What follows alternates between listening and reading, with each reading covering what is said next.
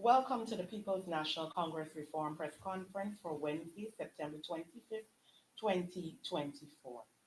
Joining today's presser is Mr. Aubrey C. Norton, Member of Parliament, Leader of the People's National Congress Reform and the Parliamentary Opposition. Also joining is Mr. Elson Lowe, Treasurer of the People's National Congress Reform and Economist. Today's first statement will be read by the Leader of the People's National Congress Reform. PNCR APNU policies, strategies, and principles for the development of the oil and gas sector. Below, we outline the comprehensive set of policies, strategies, and principles that will guide our management of the oil and gas sector as the next government of Guyana. 1. Within 90 days of taking office, the administration will constitute a distinguished advisory team of professionals with specialities including business, contracts, law, economics, auditing, engineering, geology, and renewable energy to advise the government on the upstream, midstream, and downstream planning, development, and administration of Guyana's oil and gas sector. 2. We will review the existing drafts of the Petroleum Commission legislation and restructure as is necessary to finalize the establishment of an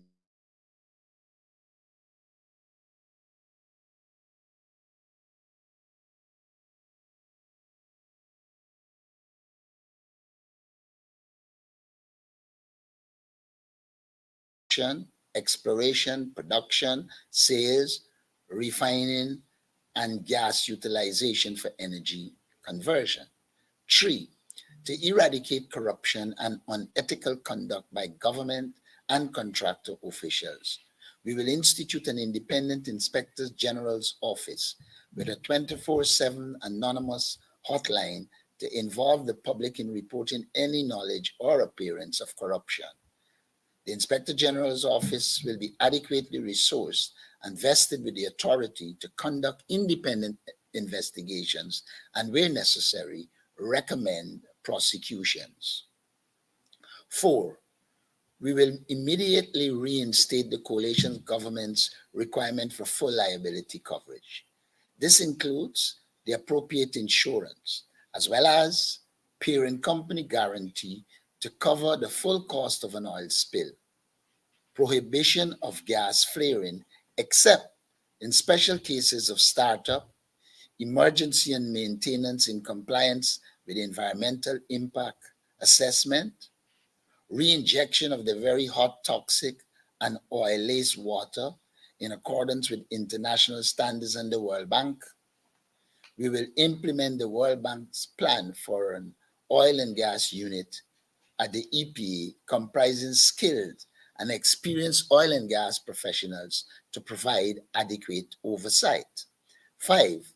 Will inculcate the safety and environmental protection culture, that safety and stewardship of the environment take paramountcy over production and profits, and there must be accountability for any violation of this rule. 6. We will complete an in-depth analysis of projected estimates of the annual oil and gas production profile through the life of the fields, and 2, corresponding estimates of projected government revenues, which will inform the government's annual budgetary allocations and out-year strategic planning. There will also be a regular review of the movement of oil prices in the short, medium, and long term. 7, to ensure economic sustainability during and after the oil and gas era. We will make the building of capacity in the education sector our highest priority in the investment of oil and gas revenues, including the equitable distribution of wealth to local areas of the regions in the form of capacity building, projects, and job creation to avoid the oil curse syndrome. 8, we will conduct a national skills audit for all sectors of the economy, including oil and gas. This will identify the needed categories competencies, and skills, along with the strategies for the training and development that will include on the job, off the job, and classroom training provided by international contractors. We will establish a consortium comprising the University of Guyana, the government technical institutes, and other training institutions to also facilitate the training needs identified in the skills gap analysis.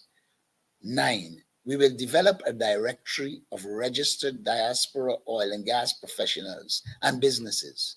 The aim is to ensure an active and organized utilization of their skills through partnering and advising with provisions for preferential consideration in the procurement process. Then, considering the vastly changed conditions since the signing of the 2016 Stabroek Black Production Sharing Agreement, and consistent with Article 32.1 of the PSA, we will complete a top-to-bottom review of the PSA and then engage the Stabroek Black partners to maximize the benefits of all the resources to the people of Guyana while ensuring a fair share of profit for Stabroek Block partners.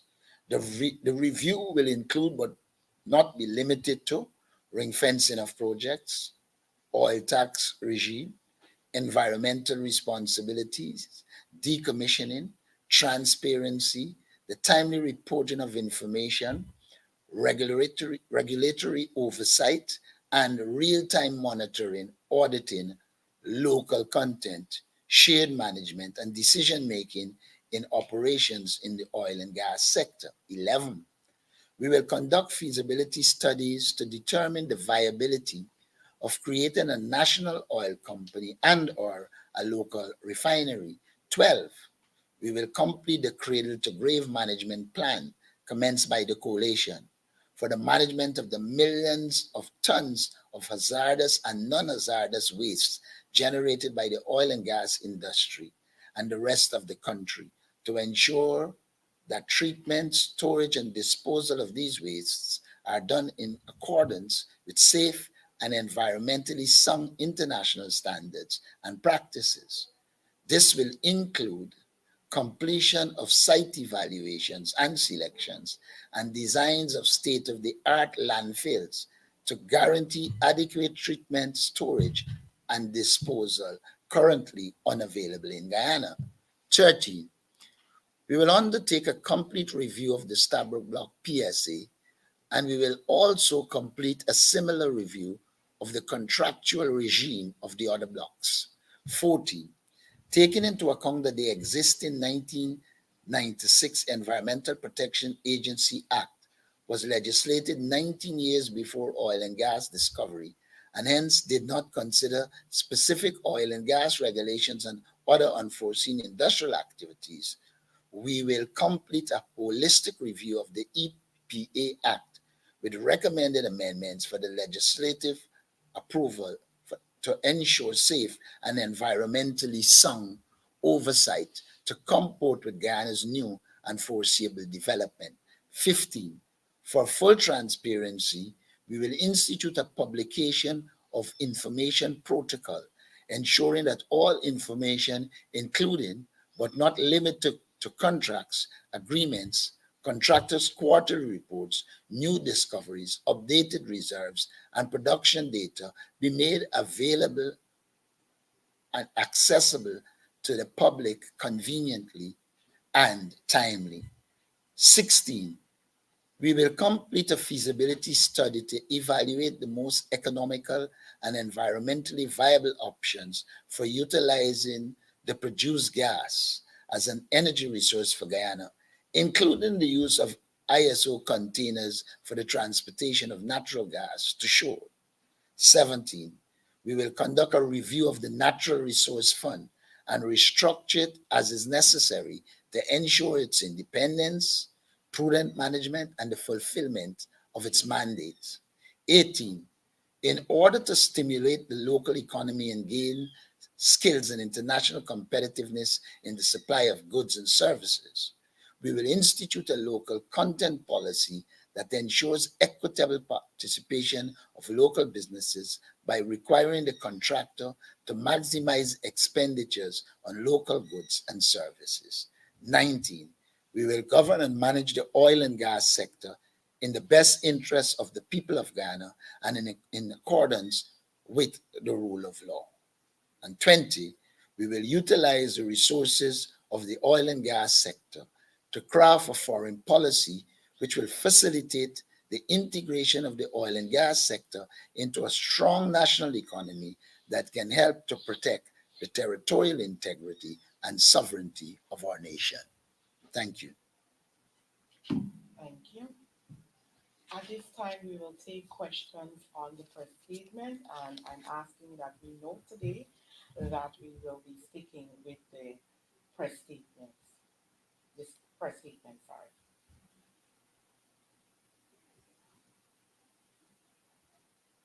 Questions?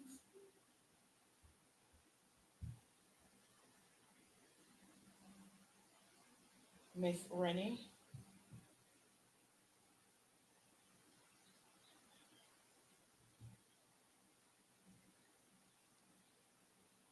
We are not hearing you, Miss Rennie.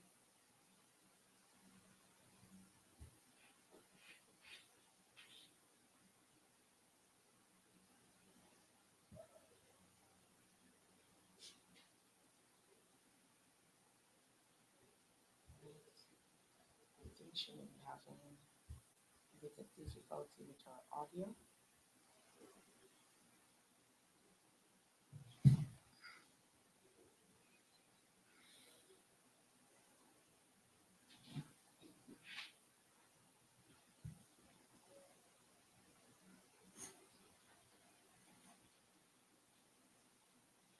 I'll check for any other person. Any other questions?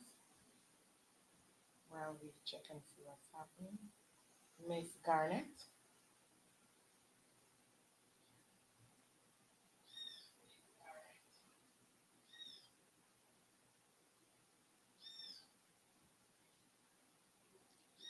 Miss Garnett, Miss Renee will type her question in the meantime. She's indicating to me, so you can go ahead. Let me see if I'll hear. Hi, good morning. Good Good morning. afternoon, everyone.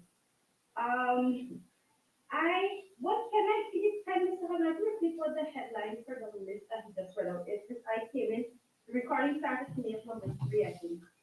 Okay, the headline. I know he said it. The headline is PNCA PNU's policies, strategies, and principles for the development of the oil and gas sector. Put simply, it is our basic policy paper on how we intend to manage the oil and gas sector. Okay, I have 2 questions. Go ahead. The first one is, I noticed some of the things that Mr. Norton said somewhat contradicted the actions of what took place under the acting AFC government when they were in government. Such as you mentioned the revealing of contract and information, making it public, but we had that when AFC was in government, we had to fight to get the PSA revealed. There was a lot of criticism and pressing for the party to reveal that contract. So, and then there was secrecy of the $80 million signing bonus. How does Mr. Norton plan to now reassure persons going ahead, given that some of this that he has mentioned contradicts some of what was done under the acting party previously? My next question is, a lot of these plans are very broad-based. They don't have specifics. And a few weeks ago, I was asked Mr. Norton a question about when he had mentioned about the teacher salaries, where he had mentioned that he would give 35%. And he said something that really stuck with me, that when you are in the opposition, it's easy to say something, and then when you get in, the reality is harder to come to grips with, to accomplish some of the things you would have set out, because the reality may not be aligned with what you planned.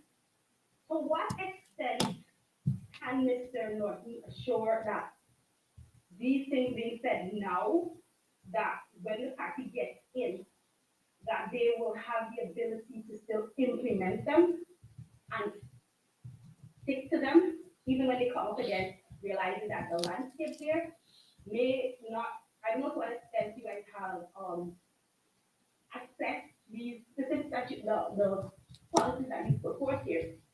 And I'm sorry to be a little bit long-winded, but to what extent can persons be reassured that this can actually go forward, given that sometimes even when parties get in, the reality is different from what the party may have expected when they were on the outside looking in. Let me start with your last comment. I think you're not being contextual.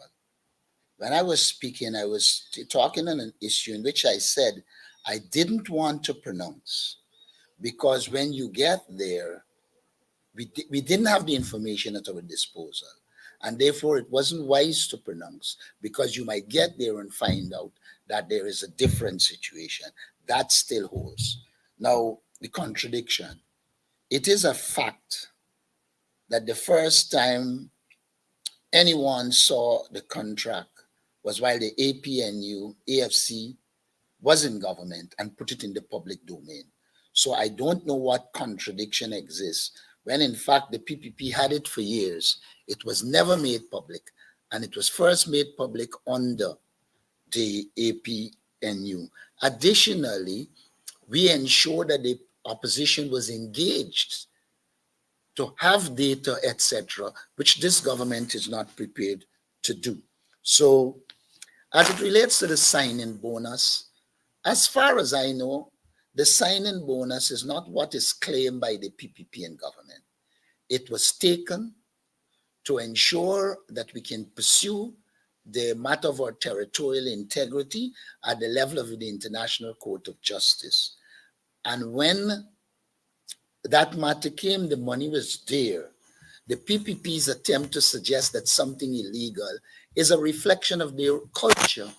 They believe everything that happens is underpinned by illegality. If there was illegality, why when they came to power they didn't take action? And may I ask this question, is it not true that the money placed there obtained interest that has been spent by the PPP? So I would say to you, one, the sign-in bonus was taken and it went to what it was intended for. That in itself should reassure people that we are people to our word. Like I said, there is no contradictions. You said there are no details. And my understanding of policies is that they are broad guidelines for action. After you would have developed your policies, your programs, and your projects, you then go to the policy and develop specific programs that you will implement to achieve your objective. So one does not expect in a policy document, a plan, details.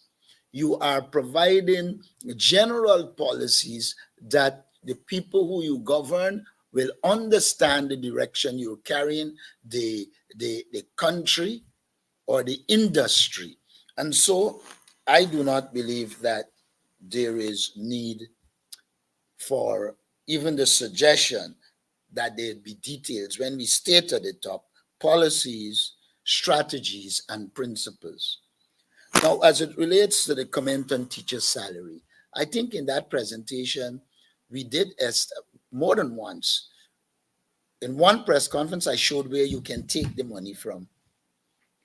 I pointed out that we can cut waste, we can cut corruption. Teachers can be assured of that because the money is there to do it, and we will not waste money in the way the People's Progressive Party is wasting money. And the money that is going to be saved from corruption and wastage by itself, by themselves, can pay them. But additionally, outside of that, there are resources in the national treasury that can pay the teachers. So I would say people can be reassured of our position. And like I said previously, there will always be times when you arrive at a desk, there might be changes.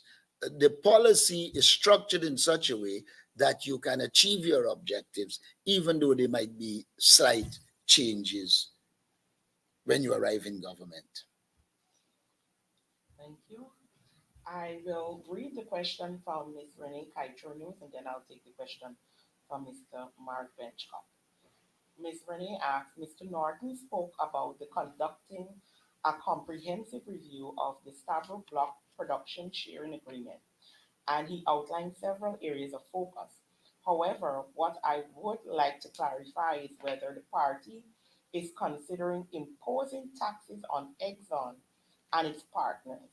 The reason I ask is that the last year, Guyana earned 336 billion from oil and gas, yet the country had to cover approximately 306 billion in taxes on behalf of Exxon and its partners. Would revisiting this provision, which currently grants the companies a tax-free arrangement while placing the tax burden on Guyana, be part of the review? Every aspect will be involved in the review. So we will seek to review the entire PSA with the aim of ensuring the Guyanese people benefit. Thank you. Mr. Mark Benchcott. Thank you. It's interesting that I'm hearing questions attempting to hold the opposition accountable for not even being in office yet and promises. But with some of these messages or questions can be asked of Jack Yale, with lots of promises that they've made, and they have not fulfilled those promises as yet. Broken promises. Now let me get to my question as it pertains to the 200 unaccounted for that was audited, supposedly audited, and is still unaccounted for. What is the opposition doing with regards to holding this regime accountable as it pertains to that? The other question. Sorry, go ahead, sir. We have been consistently keeping this matter in the public domain. You are well aware that we were the initiators of the first audit. And when we did it, because we believed in auditing, we believed there was a need for audit so that we can get what we are entitled to. Unfortunately, this government has no interest in that. And what we are doing is exposing them. But in the final analysis, it is the government that will have to take the action to ensure that we get the money we're entitled to. Mark, one of the things you would point out is that in the very first point of this statement, we talk about putting together a team of experts, which includes experts in auditing, because we need to ensure that we have the right advice that actually get these funds where they're due to Guyana, and where an audit shows that those funds can be or should be recovered. So what we're saying is we're going to ensure that we have that expertise, that we are prepared to deal with that issue, rather than hiding the issue or not even really giving the nation proper updates as to the nature of the issue. We will tackle it head on by ensuring that we have the expertise to deal with the issue. Thank you. Two other questions. One, as it pertains to the awarding of oil blocks to friends and cronies of the PPP regime. I'm wondering whether the opposition is keeping a tab on those, the awards of those blocks, and whether they're done in a transparent manner. The other thing that came to mind, and I noticed that Bharat Jagdeo talks about it often because it's probably touching him, is when he made a promise to work out a deal with Venezuela to share the some sort of economic zone with Venezuela. Were the opposition to get in office next elections, hopefully, will an investigation be launched in regard to what Jagdeo meant to give away a piece of Guyana to Venezuela? I'm not sure that we would want to waste time with investigating a statement made by Jagdeo. I don't know what benefits can be derived from it. What we will do is ensure we have a clear foreign policy position so that all our actors are guided by that foreign policy position. and we do everything within our powers to ensure that we protect our sovereignty and our territorial integrity. For me, that has to be the focus. Um, Jagdeo just can't help himself, and I don't know there is any advantage to be had by going after him after for a statement. I mean, if it was an action that jeopardized Guyana, but it's a statement. Of course, the statement has negative consequences, but I don't know what can be done in terms of making him account for it. And most likely it would be done while he was president and with some amount of immunity. So I would not get involved in trying to hype up people that you can go after Jack Deo and this and that issue. He asked about the Um, award of the block. Sorry, the first You can tap. quarter, the first half of this year, mhm. Guyana received close to 50 million US dollars per month in oil revenue. What are you guys doing to ensure that Jagdeo and the PDP are not putting that money to personal usage or giving it to friends and cronies to buy votes We in are the all, next election? we are satisfied that they are doing that. And like I said, we have to expose it. But in a government structure, one of the things they are doing is hiding so that the accounts aren't audited and come before the Public Accounts Committee before the next election. And so one will have to do the forensic audits and then take action based on that information. But as it stands, while it is obvious that there is extreme corruption coupled with incompetence, I do not know that at this stage um, you can or we can handle it. We have to ensure an audit is done and then take action. And I always point out there is a problem in Guyana as far as I'm concerned, and that problem is the extent to which you can hold ministers accountable. I'm a little hopeful because a judge recently ruled that they can be held accountable, but we're operating under a system we inherited in which public officer was defined as public servant and ministers, vice presidents, etc., were not involved there. You would recall the attempt to bring Ashni Singh, um, Anil Nandalal, and the president himself to justice, ended up in long battles as to what constitutes a public official. And so one has to be very careful that we don't go. One of the things I think happened the last time is that there was a lot of talk about bringing people to justice, etc., without paying attention to the system that exists. And then when you got into power and the legal system was used to delay and push back everything, it appeared as if you weren't doing anything. But we have to remember, Guyana does not have a legalistic system to deal with corruption and malpractices in government. And that will have to be rectified if one is to achieve your objective. And even if you rectify it, I do not know that it can be made retroactive. So we have to face the reality that exists. What I would also say, Mark, is one of the things that we really want to highlight at some of the points we've raised here is that we believe that we must strengthen our institutions and build out institutions. When it comes to you talked about the allocation of oil blocks, we speak about the auction of oil blocks being guarded, being carried out by a petroleum commission. What you've seen in the past on the PUP is that they engage in one-on-one negotiations and you don't see auctions. They've only recently started to see auctions. So we believe that by having a petroleum commission there, we'll be able to have an institution to properly manage these sorts of arrangements. Additionally, we pointed out that we're going to institute an inspector general's office, which will again provide another layer of defense against corruption.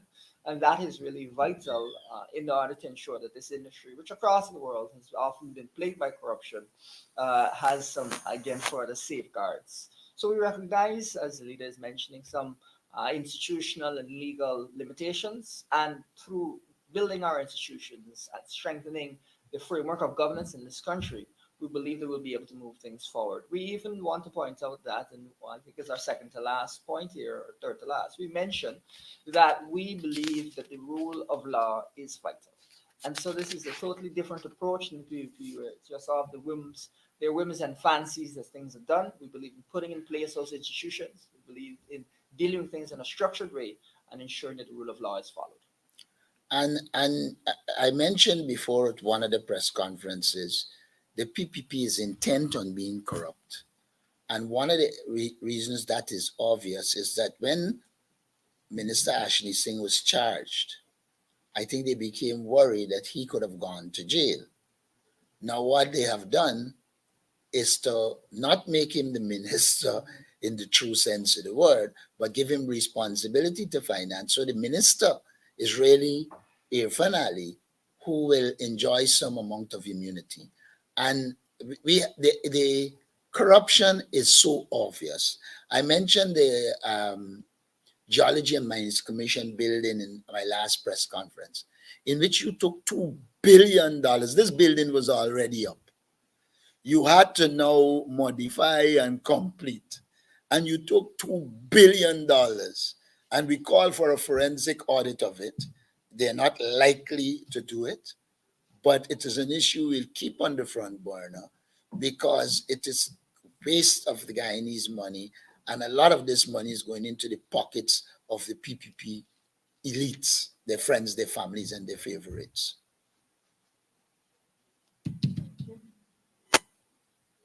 Questions?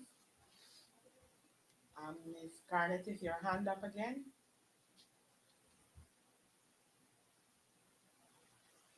All right. Any other question? Mr. Benchcock? Yeah, sorry. Is it just restricted to?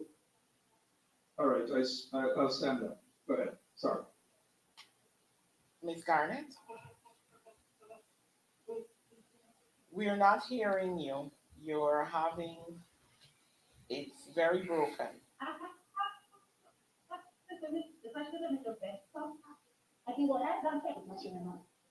What's that? Yeah, we're waiting.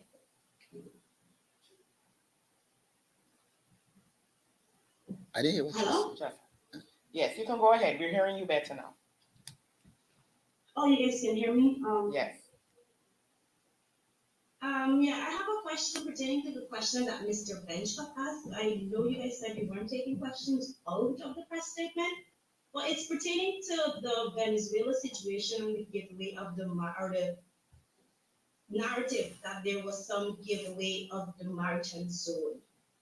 And Mr. Jagdi was saying that that conversation actually, and Venezuela, there are reports saying that Venezuela is saying that that conversation started since the time of former President Bob Berna, and they're claiming even in October 1990, under the presidency of Desmond Hoy, there were talks of the situation with the maritime zone, and there was a consideration that Guyana could consider the placement of the maritime zone and giving away a corridor towards the Atlantic. Can Mr. Norton clarify his knowledge of this situation? Because Mr. Jalio continues to maintain that the conversation did not start with him and predated his presidency. Is it prudent for us, particularly given the tension that's going on with the border controversy, to continue the narrative that it started with former President Barry Jalio? And can Mr. Norton say what is his knowledge about? Was there some negotiation or considerations under the former Fox Burnham and then Desmond Hyde about the maritime zone that's being spoken of right now? Based on my knowledge, at no stage did we consider giving part of the maritime zone. I thought our position has always been the 1899 arbitral award that settled it, and that we wanted a solution to that I don't know of any time under Desmond Hoyt or Forbes Burnham that they ventured. So what is Barrett Jack? He's a pathological liar. I will not worry with anything that Barrett Jack says. He has no credibility. But I can say to you that from my knowledge, nothing like that happened. And let's assume you didn't have a situation in which the foreign ministry in those days operated whimsically. Virtually everything was documented. And if there was documented evidence of that, you know Barra Jackdale, he would have provided it. But I think, listen, we have to focus on ensuring that we succeed at the International Court of Justice and ensure that we maintain our territorial integrity and sovereignty. I will not worry with anything that is said by Venezuela or by Barra Jackdale, because it will be an attempt to cover up the mistakes. I recall while I was in opposition and I was Shadow Minister for Foreign Affairs, I don't remember the year, the PPP was talking about joint exploration of the area. And I remember we objected because we believed that that was letting Venezuela in, giving them a toenail. And we objected. So I do not see how, with Burnham's intellect and approach, with Hyde's intellect and approach, they would have become engaged in something like that. I think Barrett is just covering his incompetence, ability to be transactional. Mr. Mark Benchcott? Can I have a follow-up, please? Two things. One, I know that the Venezuela submitted something to the ICJ saying that they had interactions with former President Desmond Hoyt. But outside of that, do you think it's prudent in this time of the border controversy? So even be pushing the narrative that anyone in Guyana had tried to give away a part of the Atlantic, given what the tensions that we have with Venezuela, and that we should be providing a united front to combat everything that's coming from Venezuela and their claims? We have provided a united front. It is Barra Jackdo that raised the issue that you're talking about, not us. We sought from the inception to provide a united front. When I spoke first with President Finale, I said to him there's a need for a united front. And I guarantee him that he will get the support of the opposition in the Guyana-Venezuela territorial controversy. What you need to do is to curtail Barra Jackdo's whimsical approach and see what you can do to his mouth to make him not create problems for us. But at no stage did we promote anything of that sort. But if the question is asked, we have to respond, which I did. I would also say that it seems strange to be kind of making the argument that no matter what the PPP does, even if it is potentially treacherous to the country, we must present a united front. If the PPP makes statements that threaten the future of Guyana, we would, of course, represent the Guyanese people and the rights of the Guyanese people. So just because we're looking to work together on this issue doesn't mean the PPP has a free pass to do whatever it is they feel like doing when it comes to such a serious issue. Thank you. Mr. Mark Benchcott? Forgive me if I'm What? wrong, but what isn't it the AFC can't use that resurrected the issue? Well, you have to ask Cathy's in the AFC that. You can't ask us that. Madam Moderator. Yes, can Mr. I be Benchcott. allowed to ask questions, or people will just? You can go ahead, Mr. Benchcott. And so I understand how hurtful it is about that treasonous statement about giving away a piece of the economic zone to Venezuela. I understand how they feel. Very good. Having said that, though, I'd like to know what's the position with regards to another selling out of the Guyanese people by siding with siding or went up against our court ruling that Exxon should pay more as it pertains to if there is any sort of oil spill in Guyana. I don't know where that court matter is at this point in time. The other thing, am I allowed a question outside of what was read from your statement, sir? Not really. Friday's press conference, they will deal with all the other issues. This one is specifically, in fact, we've already allowed you some latitude outside of the press statement, but this one is aimed solely at dealing with the oil and gas policy. With the oil, well, this is an oil and gas question, as it pertains to allegations that the regime is using the oil and gas resources to buy votes in the United States of America.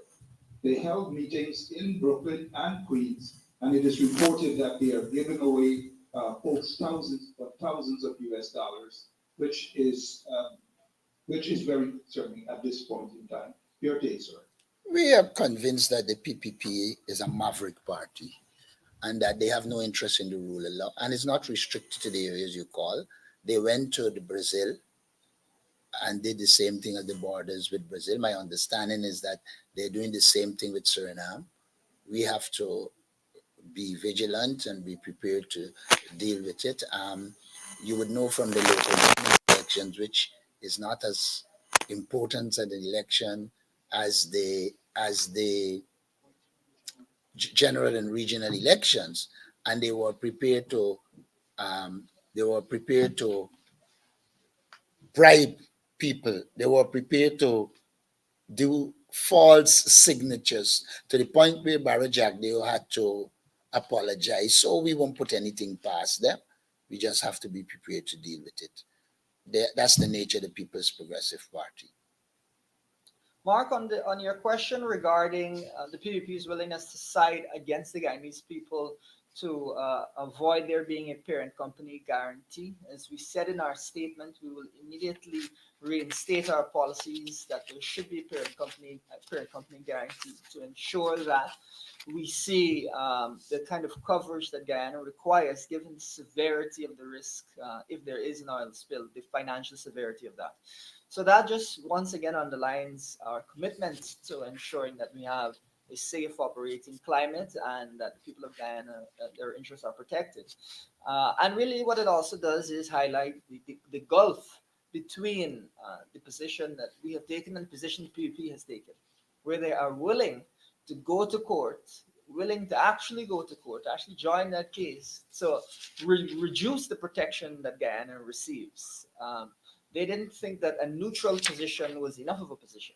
They had to go out of their way to do that. And so that really, I think, highlights there is a chasm between our positions when it comes to protecting Guyana and protecting the environment and ensuring that we are safeguarded in the event of an oil spill. And we'll continue to highlight the importance of this issue and continue to highlight the approach that we believe we need to take to the environment. We even went further in this statement by indicating that we want to promote generally an approach and an understanding in this country of the way to deal with the environment, which is that we should protect it and live in harmony with it. Thank you. I have time for probably one or other question. Any other questions on the first statement? Okay, with there being no other questions, I want to thank our media personnel for joining today's press up and of course our viewing audience on all our social media platforms. Thank you for joining and to have a wonderful day.